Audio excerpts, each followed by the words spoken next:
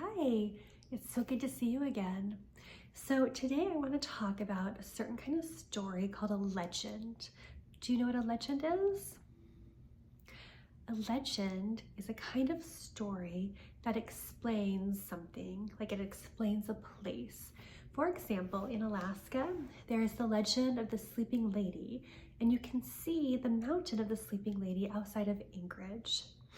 So this is a legend of a place called Sleeping Bear, and it is not far from us. It's in Michigan, and there's a place called Sleeping Bear Dunes. And if you go to the edge of Sleeping Bear Dunes and you look out over into Lake Michigan, you see a couple of landforms, and they are sleeping bears, or the legend is that they are sleeping bears. And we are going to learn about that legend reading about the book, The Legend of Sleeping Bear Dunes. And you can see this is what the dunes look like right here. And this is Lake Michigan. And these are the two landforms that it's going to talk about. And here, these clouds, the mother bear and two baby bears. So let's start off. This is written by Kathy Jo Wargin and illustrated by, cannot pronounce this person's name, Gijsbert van Frankenhuizen. Apologies to the illustrator for my pronunciation of their name. Here is the story. Long ago, before voyagers paddled canoes down rivers and streams, before mighty lumbermen cleared forests with sharp, shiny axes, before wooden ships carried sailors across the great fresh waters, before all of that, there was a beautiful forest near the edge of a mighty lake. Today, we know that forest as part of Wisconsin, and the mighty lake is called Lake Michigan.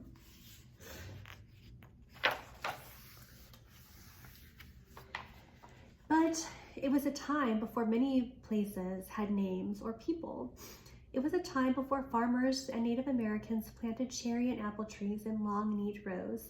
It was a time before pioneers planted colorful gardens of pumpkins, potatoes, and corn.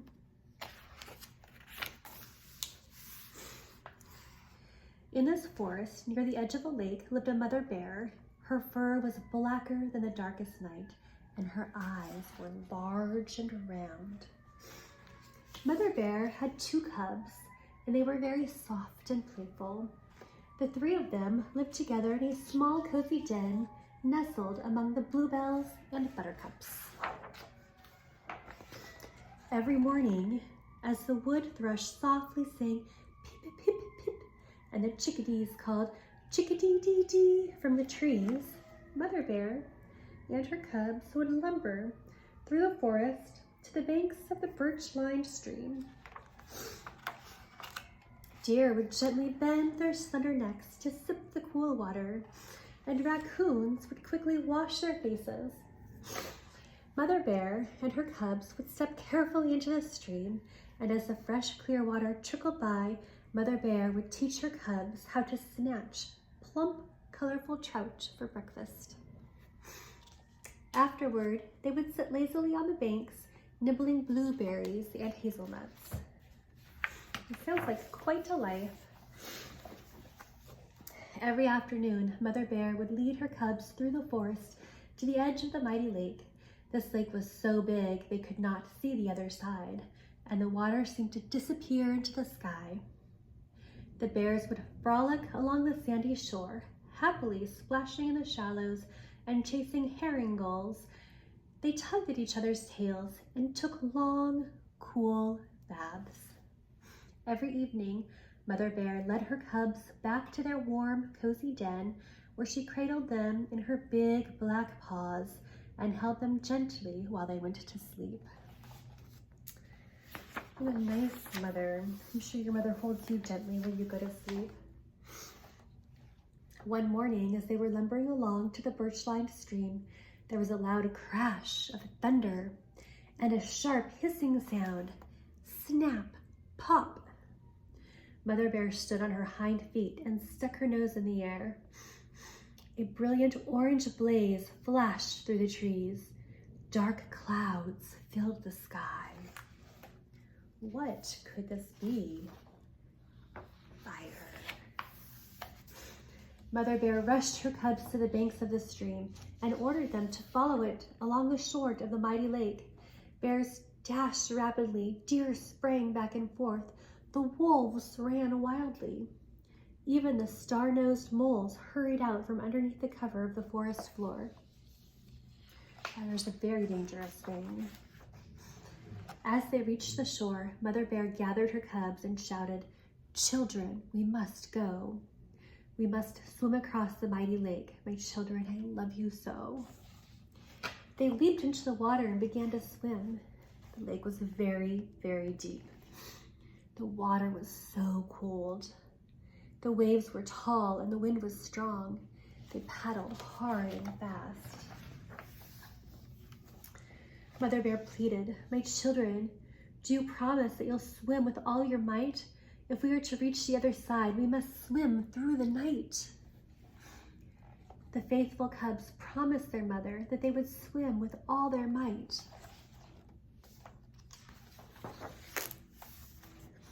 They swam and they swam, growing weary and tired.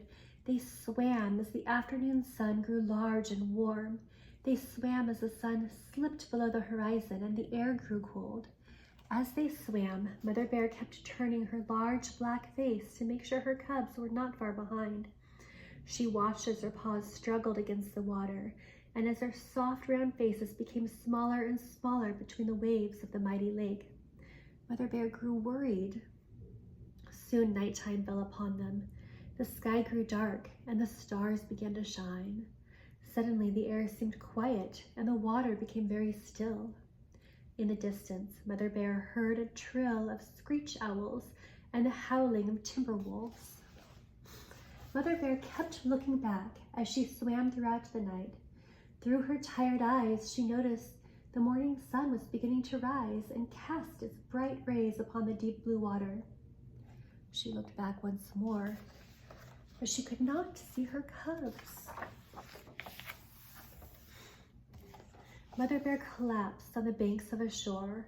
Her wet, heavy paws sank into the deep sand.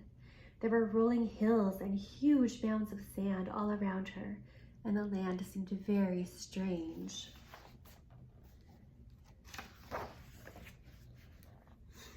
Mother Bear paced up and down the water's edge, but her cubs were nowhere to be found. Her wet fur gleamed in the fresh morning sunlight, and her tears shone in her eyes. Mother Bear cried, "My children, are you coming? You are strong and you are clever. My children, can you hear me? I will wait for you forever." Your mother would wait for you forever too. She waited while wild pink roses bloomed all around her, and while baby white-throated sparrows learned how to fly. She waited while the grasses on the distant dune became yellow and dull. She waited while the leaves fell from the beech trees. Mother Bear waited while the air grew colder and the snowflakes floated down from thick, dark winter clouds. She waited and waited. Mother Bear waited, but her cubs never reached the shore. And high up on the hill, Mother Bear fell asleep in her sorrow.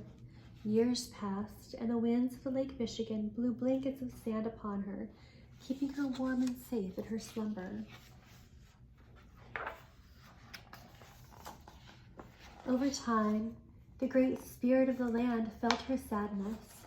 Recognizing her dedication and love for her children, with a tremendous gust of wind, the spirit brought the cubs near the shore, raising them out of the water as two magnificent islands, placing them forever within the watchful eyes of Mother Bear.